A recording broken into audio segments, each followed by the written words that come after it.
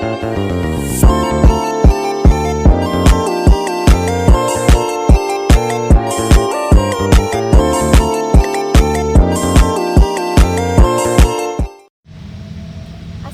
warahmatullahi wabarakatuh. Perkenalkan, nama saya Nurul Febrianti B dengan NIM 2022-021010, jurusan Sistem Informasi semester 5, angkatan 2022. Baik, pada kesempatan kali ini saya akan menjelaskan salah satu fungsi dari internet, yaitu creative destruction. Creative destruction atau penghancuran kreatif dalam konteks sistem informasi berbasis internet adalah konsep yang menggambarkan bagaimana inovasi teknologi yang baru dapat menggantikan teknologi lama dan menghasilkan transformasi dalam industri atau ekonomi. Konsep ini sering digunakan dalam diskusi tentang perkembangan teknologi, terutama dalam era digital saat ini. Selanjutnya, definisi creative destruction. Konsep ini pertama kali diperkenalkan oleh ekonom Joseph Schumpeter pada awal abad ke-20.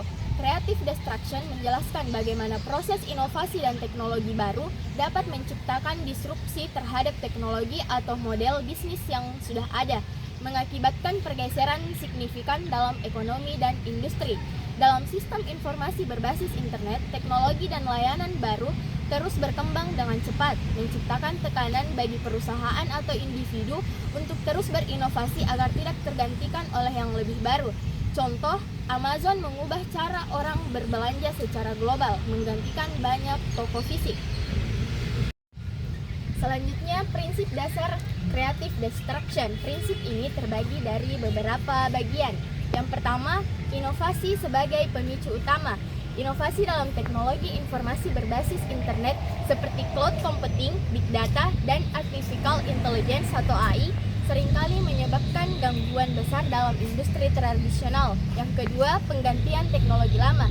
Teknologi yang tidak lagi efisien atau usang digantikan oleh yang lebih baru dan lebih efisien. Contohnya, surat elektronik atau email telah menggantikan layanan pos tradisional dalam banyak aspek komunikasi. Yang ketiga, transformasi industri. Perubahan dalam cara bisnis beroperasi seringkali dengan pengurangan biaya dan peningkatan efisiensi, memicu transformasi industri secara menyeluruh.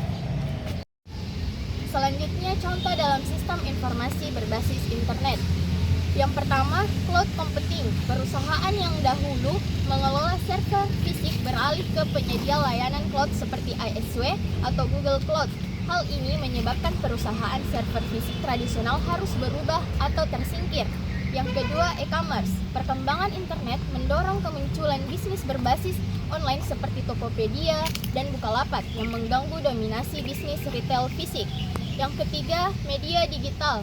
Platform seperti Netflix dan YouTube menggantikan media penyiaran tradisional seperti TV dan bioskop dan dalam banyak hal.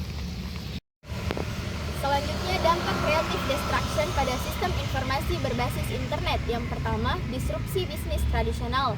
Banyak perusahaan tradisional yang gagal mengikuti perkembangan teknologi informasi berbasis internet mengalami kebangkrutan atau penurunan besar dalam pangsa pasar mereka. Yang kedua, inovasi terus-menerus. Perusahaan di bidang teknologi informasi harus terus berinovasi untuk tetap relevan dan kompetitif. Misalnya, perusahaan software perlu mengadopsi tren seperti machine learning, Internet of Things, dan keamanan cyber. Yang ketiga, pengurangan tenaga kerja tradisional. Banyak pekerjaan yang dulunya dilakukan secara manual atau di kantor kini dapat diotomatiskan atau Yang ketiga, pengurangan tenaga kerja tradisional. Banyak pekerjaan yang dulunya dilakukan secara manual atau di kantor kini dapat diotomatiskan atau di-outsourcing ke teknologi yang berbasis internet seperti platform kerja jarak jauh dan alat kolaborasi online. Selanjutnya, peran internet dalam creative destruction. Yang pertama, akses global ke inovasi. Internet menyediakan akses mudah ke inovasi teknologi di seluruh dunia. Perusahaan dapat dengan cepat mengadopsi teknologi terbaru dari mana saja. Yang kedua, digitalisasi proses bisnis. Banyak proses bisnis yang sudah digitalisasi yang memungkinkan perusahaan untuk beroperasi dengan efisiensi tinggi, mengurangi biaya, dan memperluas pasar. Yang ketiga, platform ekonomi baru. Internet menciptakan platform ekonomi baru seperti ekonomi berbagai atau sharing ceremony. Selanjutnya, strategi menghadapi creative destruction. Yang pertama, inovasi berkelanjutan. Perusahaan harus terus berinovasi dengan memperkenalkan produk atau layanan baru yang lebih baik daripada yang lama. Yang kedua, adaptasi teknologi. Penting untuk mengadaptasi teknologi terbaru dan mengintegrasikannya ke dalam sistem informasi perusahaan. Yang ketiga, transformasi digital. Mengubah operasi bisnis dari model konvensional ke model digital untuk meningkatkan efisiensi dan daya saing. Selanjutnya, studi kasus. Yang pertama, Nokia versus smartphone modern. Nokia yang dahulu memimpin pasar ponsel gagal beradaptasi dengan perubahan teknologi smartphone seperti yang dihadirkan oleh Apple dan Android. Hal ini menyebabkan penurunan pangsa dan pasar Nokia secara drastis. Yang kedua, Netflix versus Blockbuster. Netflix dengan layanan streaming berbasis internet menggantikan Blockbuster yang gagal beradaptasi dengan pergeseran ke model bisnis digital. Selanjutnya, tantangan dan peluang creative destruction. Tantangan, perubahan yang cepat dapat menjadi tantangan bagi perusahaan yang sudah mapan. Penghancuran kreatif dapat menyebabkan pengangguran di sektor-sektor yang digantikan oleh teknologi baru. Yang kedua, peluang, teknologi internet memberikan peluang besar untuk inovasi, efisiensi bisnis, dan penciptaan pasar baru. Selanjutnya, mekanisme kerja creative destruction. Creative destruction adalah proses berulang yang terjadi melalui inovasi teknologi, di mana perusahaan atau produk baru menggeser yang lama.